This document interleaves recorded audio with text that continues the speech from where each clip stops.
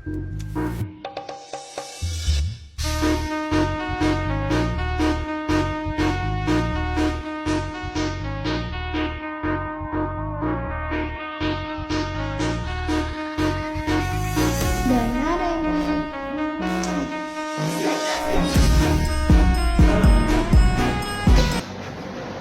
teman-teman semua, kenalin kita dari kelompok 8 mata kuliah arbitrase. Hari ini kita bakal bahas seputar perjanjian arbitrase, jenis-jenis arbitrase, dan kewenangan arbitrase. Yuk kita cari tahu satu-satu.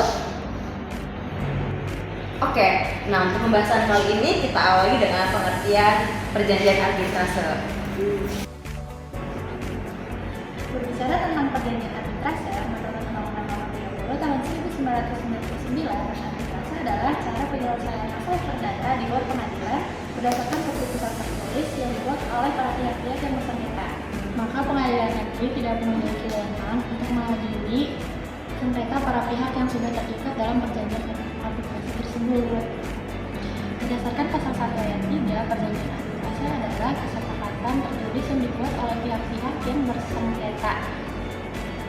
Kesepakatan ini berupa klausul arbitrase yang muncul sebelum sengketa maupun setelah sengketa tersebut.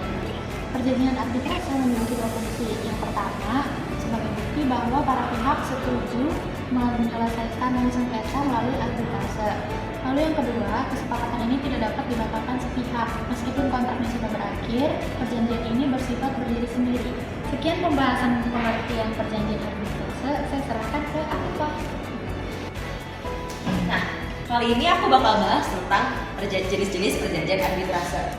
Jadi, jenis-jenis perjanjian arbitrase itu ada dua. Yang pertama itu Pactum de Compromitendo, yaitu perjanjian yang dibuat sebelum terjadinya sengketa. Dan yang kedua itu ada Akta Kompromis, yaitu perjanjian yang dibuat setelah terjadinya sengketa.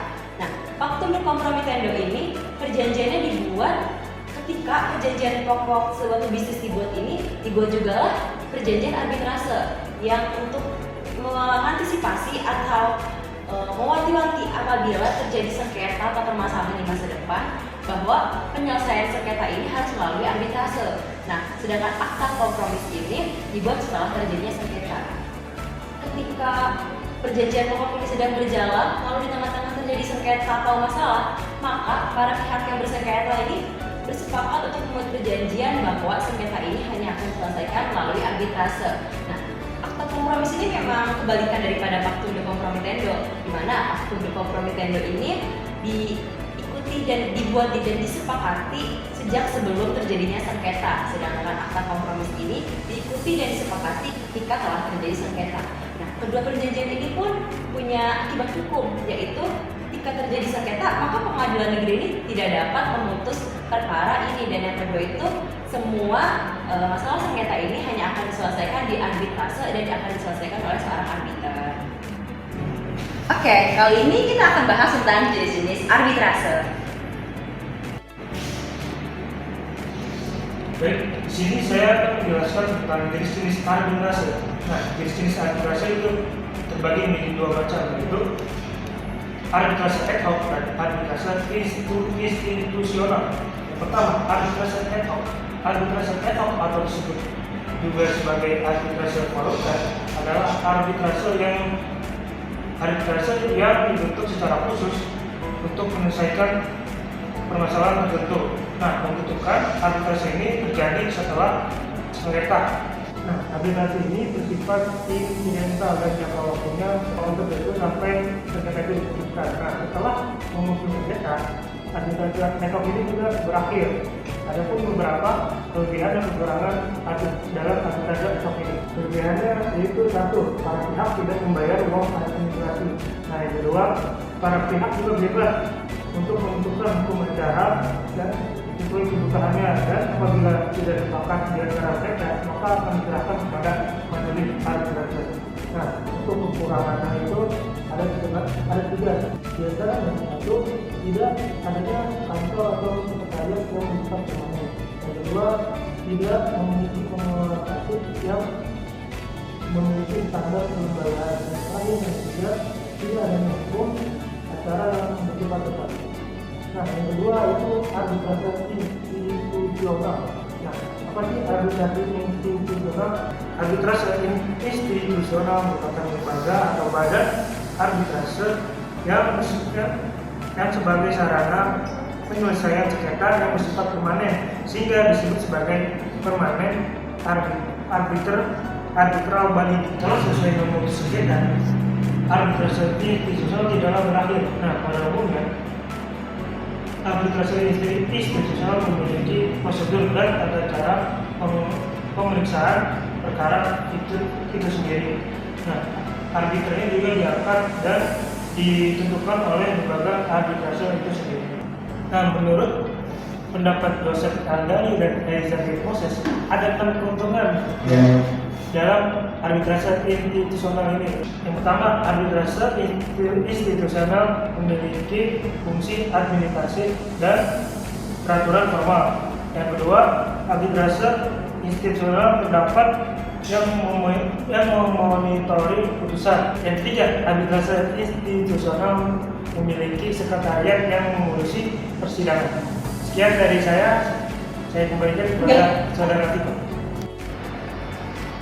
Oke, sekarang kita bahas tentang kewenangan arbitrase. Baik, saya akan mencoba mulai menjelaskan terkait kompetensi absolut dari arbitrase. Sebagaimana kita ketahui bahwa dalam hukum acara itu dikenal ada istilah kompetensi absolut dan kompetensi relatif. Kalau kompetensi relatif itu kan kewenangan atau kompetensi yang berkaitan atau yang berhubungan dengan lokasi atau tempat yang menjadi wewenang suatu pengadilan. Kalau kompetensi absolut itu mempersoalkan terkait kewenangan dari suatu perangkat pengadilan dalam penyelesaian sengketanya.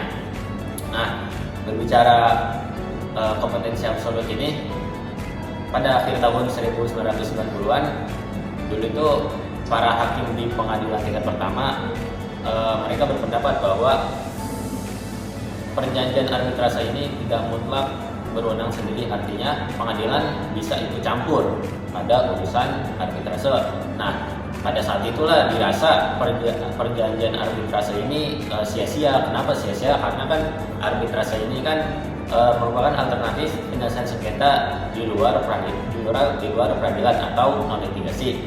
Namun nyatanya pada saat itu pengadilan justru malah ikut campur dan ikut mengurusi proses arbitrase ini. Maka pada tahun 1959 itu dibuatlah sebuah undang-undang khusus yang mengatur tentang arbitrase ini, yaitu dibuatlah Undang-Undang Nomor 30 Tahun 1999 tentang arbitrase dan alternatif penyelesaian sengketa. Sebagaimana disebutkan juga pada pasal 11-nya, pada ayat 1 disebutkan bahwa perjanjian arbitrase itu meniadakan hak para pihak untuk mengajukan perkaranya ke pengadilan, dan dikuatkan juga oleh pasal 2-nya bahwa pengadilan wajib menolak apabila ada suatu perjanjian yang dibuat di dalam itu suatu perjanjian arbitrase, kecuali dalam beberapa hal. Nah, dalam beberapa hal inilah pengadilan bisa ikut campur ke dalam urusan arbitrase. Ke dalam apa aja? Pertama itu jika putusan arbitrase itu didaftarkan ke pengadilan. Kedua, jika dokumen atau surat yang diperiksa atau dalam proses pemeriksaan atau pengajuan perkara itu diakui atau dinyatakan palsu. Yang ketiga, bahwa apabila ditemukannya setelah putusan arbitrase ini ditemukan ada surat yang bersifat menentukan, namun surat ini disembunyikan oleh salah satu pihak. Nah, yang keempat ini kemudian bahwa apabila putusan arbitrase ini diduga diambil dari hasil teguh perselisihan dari salah satu pihak. Nah, keempat pengecualian inilah pengadilan negeri bisa masuk dan intervensi ke dalam urusan arbitrase. Mungkin itu saja, saya kembalikan ke Saudara Viko.